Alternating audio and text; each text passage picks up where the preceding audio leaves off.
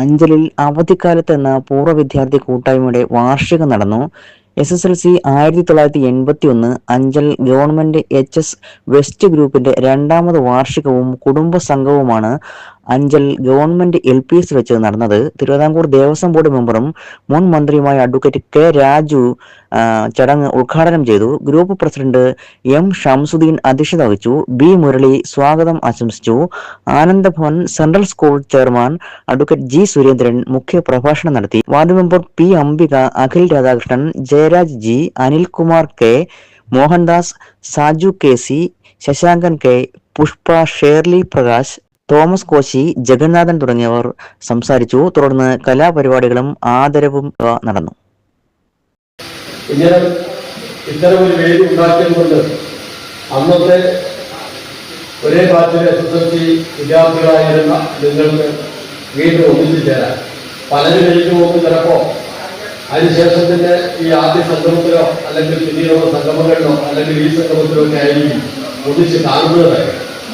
കാരണം ജീവിതത്തിന്റെ പല മേഖലകളിലായി പല തുറകളിലായി ജീവിത പ്രാരാബ്ധത്തിന്റെ ഭാഗമായി പല മേഖലകളിലായി ജോലി ചെയ്യും ഒക്കെ ഇന്ന് ജീവിച്ചു വരുന്ന ആളുകളാണ് എന്നുള്ളതുകൊണ്ട് അവർക്ക് ഇങ്ങനെ ഒരു സന്തോഷപ്രദമായ ഒത്തുചേരൽ എന്ന് പറയുന്നത് വളരെ വളരെ സന്തോഷകരമായിട്ടുള്ള കാര്യമാണ്. അപ്പൊ അതുകൊണ്ട് സ്വാഭാവികമായിട്ടും എനിക്ക് മനസ്സിലൊരു ചെറിയ അസൂയ മറ്റൊന്നുമല്ല. ഞാൻ 1968-69 ബാച്ചിൽ ഈസ്റ്റ് സ്കൂളിലെ വിദ്യാർത്ഥിയായിരുന്നതാണ്. പക്ഷേ ഞങ്ങൾക്ക് ഇതുപോലൊന്നും കൂടാൻ കഴിഞ്ഞിട്ടില്ല. അങ്ങനെ ഒത്തുചേരാൻ അന്ന് പഠിച്ചവരെ പലരെയും ഞാൻ കാണാറുണ്ട്. ചിലരെല്ലാം ഞാൻ ഈ സുരേഷ് ഉൾപ്പെടെയുള്ള സുഹൃത്തുക്കൾ ഒത്തുകൂടിയ ഘട്ടത്തിലാണ് നമ്മുടെ SSLC ഗ്രൂപ്പ് ഒന്ന് പുനഃസ്ഥാപിച്ച എന്നാണ് അഭിപ്രായം. അവര് പല ചർച്ചകൾ നടത്തിയ കൂട്ടത്തിൽ ഒരു ചർച്ച തിരിഞ്ഞുവന്നത്. അങ്ങനെയാണ് നമ്മുടെ ഈ ഗ്രൂപ്പിനെ കുറിച്ചൊരു രൂപരേഖ ഉണ്ടാകുന്നത്. തുടർന്ന് വലിയൊരു പരിശ്രമത്തിന്റെ അടിസ്ഥാനത്തിൽ അന്ന് ഈ ഒരു മാസമാകുമെന്ന് യഥാർത്ഥത്തിൽ ഞാൻ വിചാരിച്ചില്ല.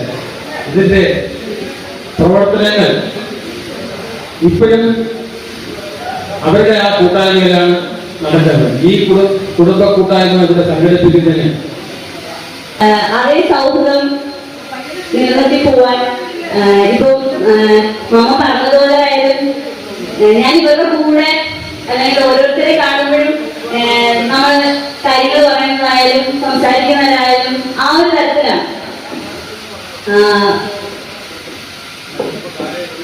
ശരിക്കും അങ്ങനെയൊക്കെയാണ്. അന്നേരം മതി ഒരു വയസ്സ് 2 വയസ്സിന്റെ വ്യത്യാസമൊന്നും നമ്മുടെ സൗഹൃദത്തിലും സാഹോദര്യ ബന്ധത്തിലൊന്നും മാറ്റം ഉണ്ടാകത്തില്ല.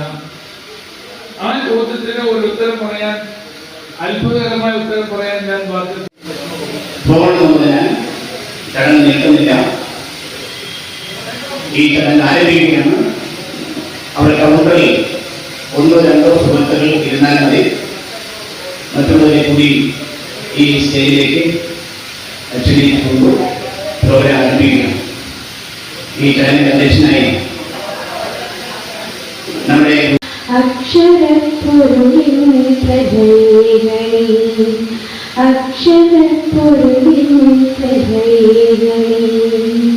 അറിവിൻ പ്രവാഹമേ നീ നയിച്ചാലും അറിവിൻ പ്രകാശമേ നീ തുണച്ചാലും അകതാരിൽ കനിവൂന്നിറങ്ങിടാൻ അക്ഷരപ്പൊരുളെ നീ കാവലാകണമേ.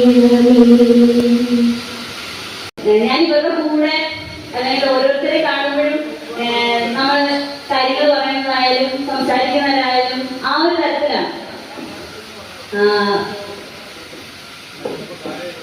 ശരിക്കും ഈ ഒരു കൂട്ടായ്മയ്ക്ക് വേണ്ടിയിട്ട് കഴിഞ്ഞ ഒരു മാസക്കാലമായി അച്ഛനിട്ട ആ ഒരു എഫേർട്ട് അത് നമ്മുടെ വീട്ടിൽ കണ്ടുകൊണ്ടിരിക്കുന്ന ഒരു കാര്യമാണ്.